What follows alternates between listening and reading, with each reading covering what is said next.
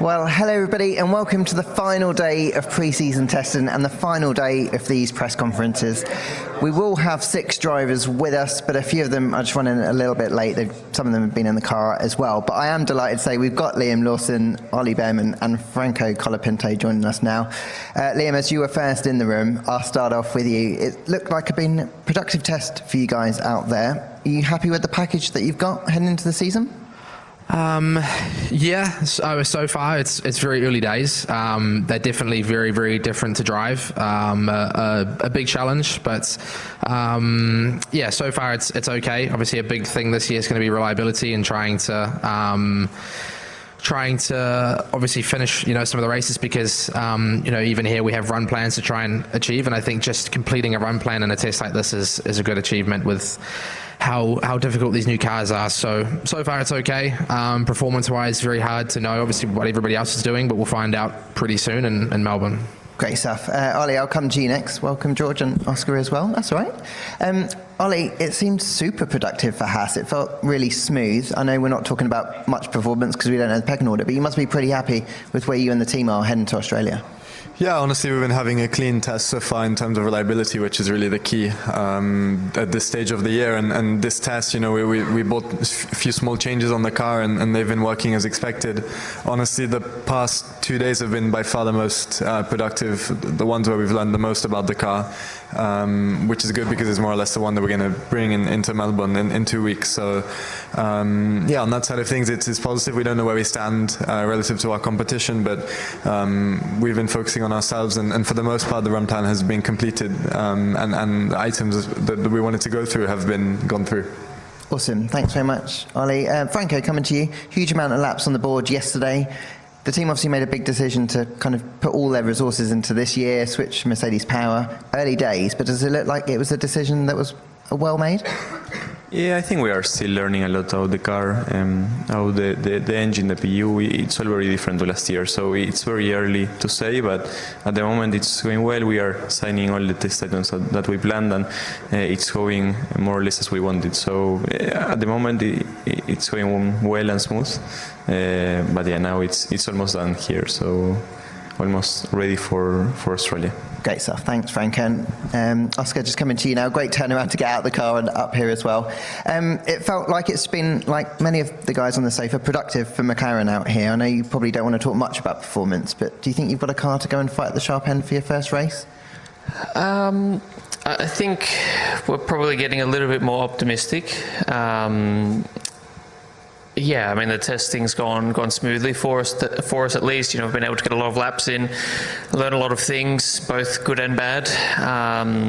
And yeah, I think we've got some good ideas and good directions, and especially with such a big change in the rules, you're going to try a lot of bad things alongside the good things, and I think finding out all of anything you can before round 1 is always important. So I feel like we're making good progress.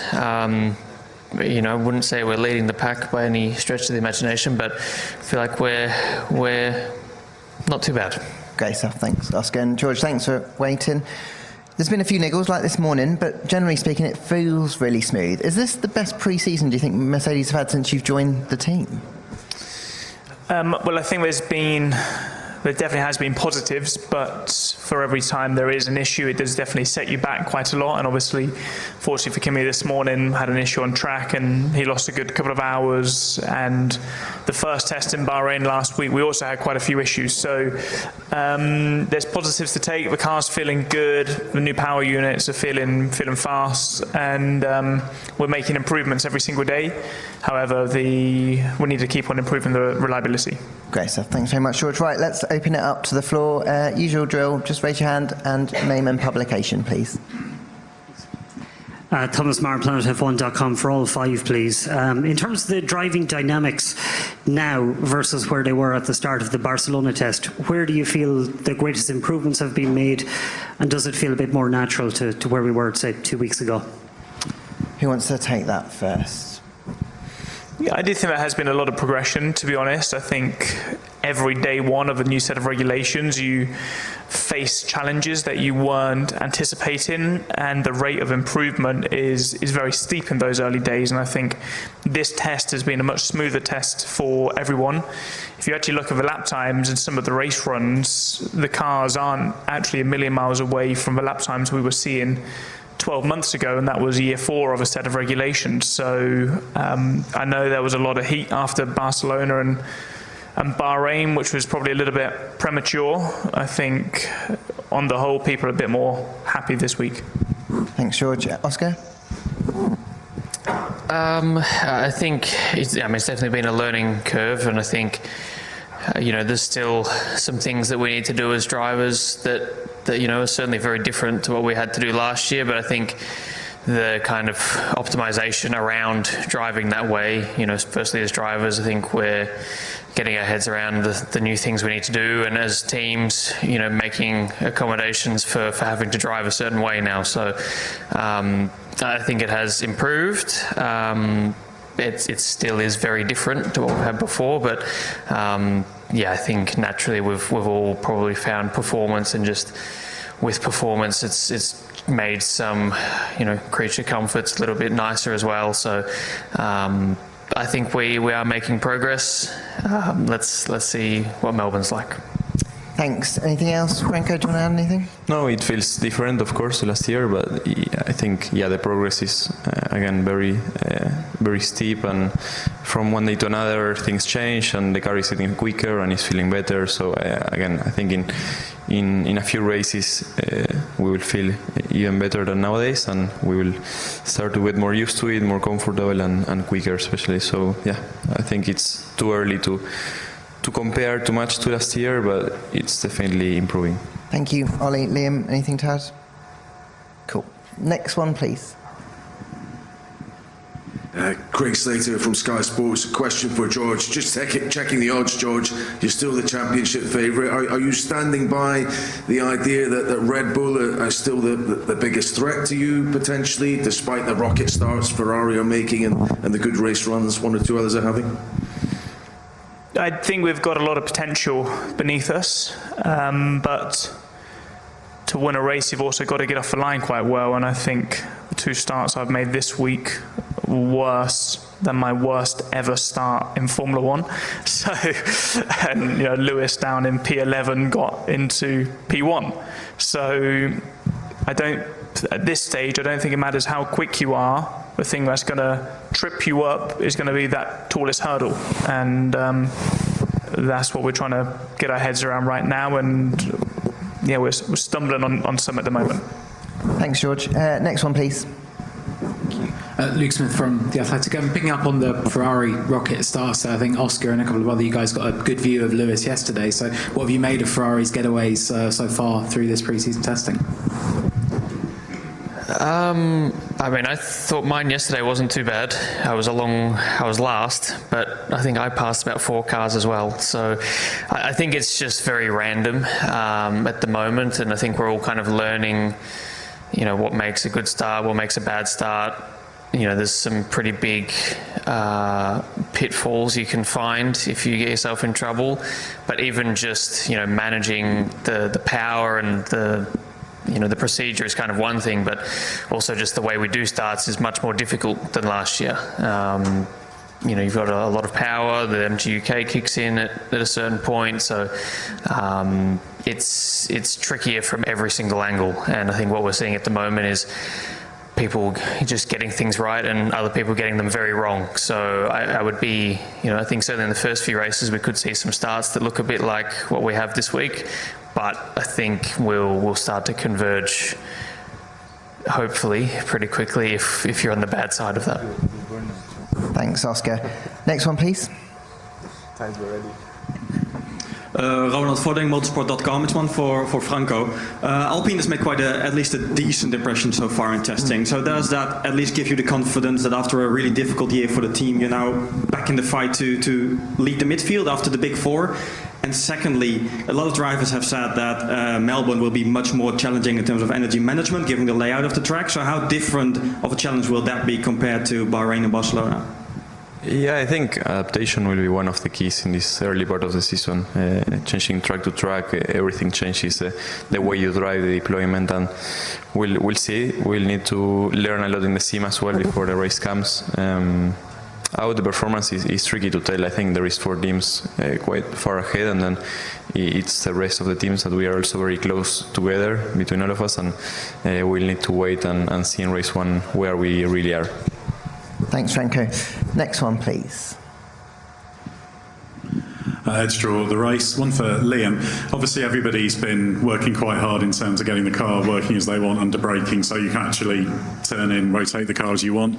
It seems to have been maybe a little bit harder in the V-carb than some of the others. How have you found it, and how much progress has been made in terms of getting the car where you want it so you can be confident and drive the way you want to?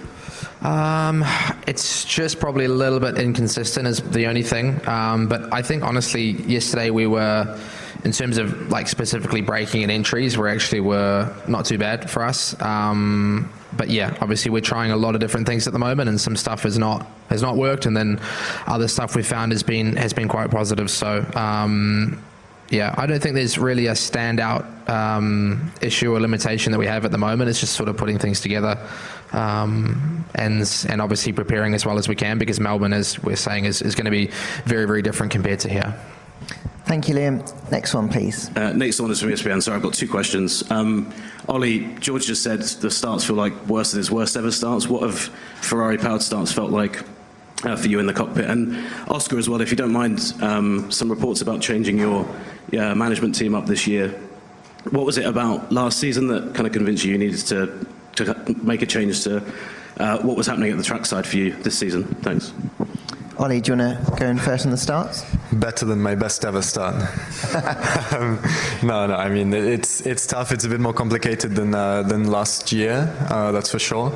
And the procedure is much longer, but generally we've been managing it quite well, and I think there's still a lot of variability even between a good and a bad start. The spread is much higher than last year and previous years.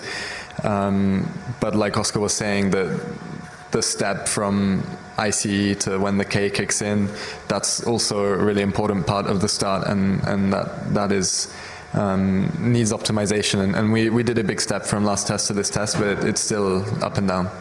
Thanks, Ollie. And then just Oscar on your management. There wasn't anything specific, just, we made a decision for things to look a bit different. Mark is still very much involved, and, I've been in contact with him a lot over the last few weeks. He just won't be trackside as much anymore, so that's really the extent of it.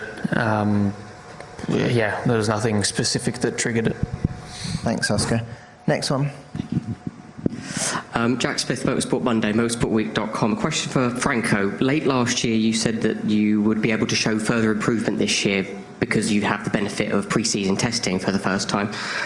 How do you personally feel that pre-season testing has gone for you, and do you feel that that benefit will be evident in Melbourne? Yeah, it really helped, I think, to arrive to race 1 with all this mileage. It is very helpful. At least I'm much closer to what the other guys have been learning and of course running. I think it's already like 8 races in terms of mileage, so it does help a lot, and that's something I've been missing the last year and the year before. So it's a big step, and of course it always helps. Thanks, Franco. Next one, please. Andrew Benson, BBC Sport. This is for anyone who can answer it from the drivers. There's been a lot of talk about management. How much are you on the limits of grip? How much is driver skill still a key issue in Formula One? And where are the differences that you can make? George, fancy that one? I mean, the guiding principles are still very much the same. You're pushing the car to the absolute limit. You're trying to brake as hard as possible and as late as possible, and carry as much speed through the corners. I think every single era of cars, there is a quirk of driving, and I've watched the Senna on boards from 80s and 90s, where he's driving in a very unique driving style, blip and throttle around the apex of corners to keep the turbo spinning and balancing the car, and that's also abnormal. Here, we're maybe doing a bit more lifting coast than you would ordinarily expect. But here in Bahrain and the test in Barcelona, it really didn't feel that bad. Now Melbourne may be a different story, but yeah, so far I'm quite enjoying it. Thanks, George. Anyone else, Ollie? Yeah, I mean, there's some new parts. Some corners on this track, which were last year limitations or places that you had to be aware of, are not really corners anymore. They're more power limited, like 10-12 and 10-7. So you do change the way that you approach those corners. And where last year 10-12 you were 40 kph faster, this year it's not really a corner anymore.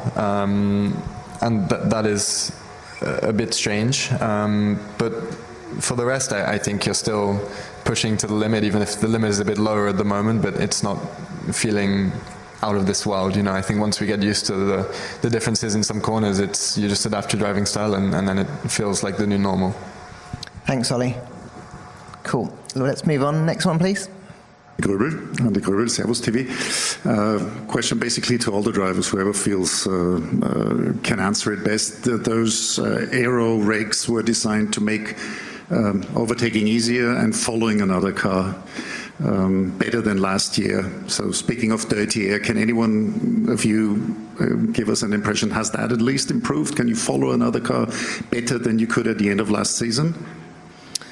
Who fancies that one? Well, you definitely can, because there's less aero on the cars, so there's less disturbance. I think the big difference this year compared to the previous era is the variability in energy deployment between cars and drivers, depending on driving styles, will probably far outweigh the aero turbulence. So I think we will see different racing, and I think tracks like Melbourne and Jeddah, where there's some numerous long straights, I think the racing could be quite intriguing. Thank you, George. Next one, please.